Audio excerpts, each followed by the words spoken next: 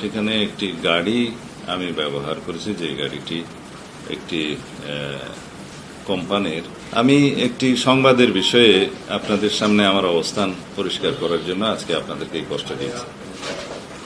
গতকালকে জাতীয় দৈনিক প্রথম আলো এবং আর কয়েকটি পত্রিকায় এবং সম্ভবত একটি অনলাইনে এসছে, আমি দেখার সুযোগ পাইনি, একটি সংবাদ প্রকাশিত হয়েছে যে আমি দীর্ঘ 10 বছর পর আমার নিজ জেলা কক্সবাজারে অবতরণ করলে সেখানে সম্বর্ধনায় আমার দলের পক্ষ থেকে যে সম্বর্ধনা আয়োজন করা হয়েছে, সেখানে একটি গাড়ি আমি ব্যবহার করেছি, যে গাড়িটি একটি কোম্পানির, যার নামে সংবাদে লেখা হয়েছে এস আলম কোম্পানির।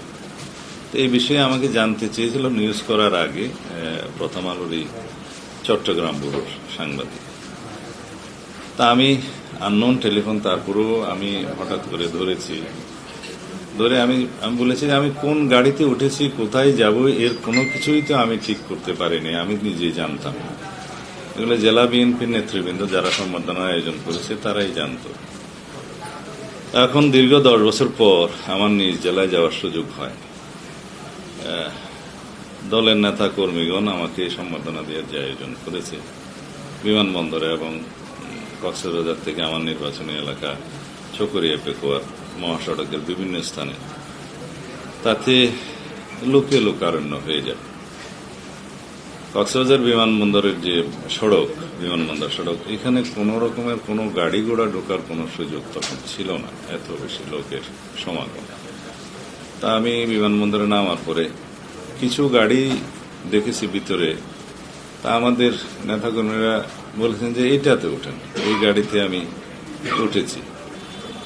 তা এখন সেই গাড়িটি কার, সেই মুহূর্তে আমি তো ওই চিন্তা ভাবনার মধ্যে ছিলাম না, আমি তখন অনেকটা আবেগাপ্লুত ছিলাম। আমার দেশবাসীর ভালোবাসায় সিক্ত হচ্ছিলাম এবং মনের মধ্যে মা বাবার কবর জিয়ারতের বাসনায় মগ্ন ছিলাম। তখন আমার মনের অবস্থা ছিল না যে আমি কোন গাড়িতে, কার গাড়িতে উঠছি ইত্যাদি খোঁজ নেওয়ার। এই সংবাদ প্রকাশ হওয়ার পরে আমি খোঁজ নেওয়ার চেষ্টা করলাম এবং জানতে পারলাম এই গাড়িটা আমার এলাকার এক ছোট ভাই, যে উক্ত কোম্পানিতে বিভিন্ন জমি জমা দেখাশোনার কাজ করে এবং কোম্পানি থেকে তাকে বিভিন্ন সময় ব্যবহারের জন্য এই গাড়িটি দেয়া হয়।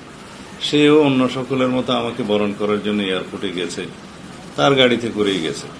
কারণ সেও জানতো না যে আমি তার গাড়িতে উঠব, আমিও জানতাম না আমি কার গাড়িতে উঠব। এটা জেলা বিএনপির নেতৃবৃন্দ ঠিক করেছে। তো এই অবস্থায় যে সংবাদটা প্রকাশিত হয়েছে তাতে জনমনে কিছু বিভ্রান্ত সৃষ্টি হওয়া স্বাভাবিক।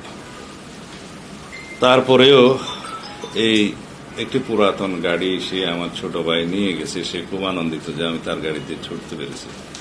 এটা আমার পক্ষ থেকে আমি জানতাম যদি যে এই গাড়ি একটি নির্ধারিত কোম্পানির কথা, তাহলে হয়তো আমি সাবধানতা অবলম্বন করতাম।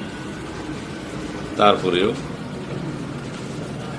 আমার এই অসাবধানতা এবং অনিচ্ছাকৃত ভুলের জন্য যদি আমি দেশবাসীর মনে কষ্ট দিয়ে থাকি এবং অনুভূতিতে আঘাত দিয়ে থাকি, সেজন্য আমি দুঃখ প্রকাশ করছি।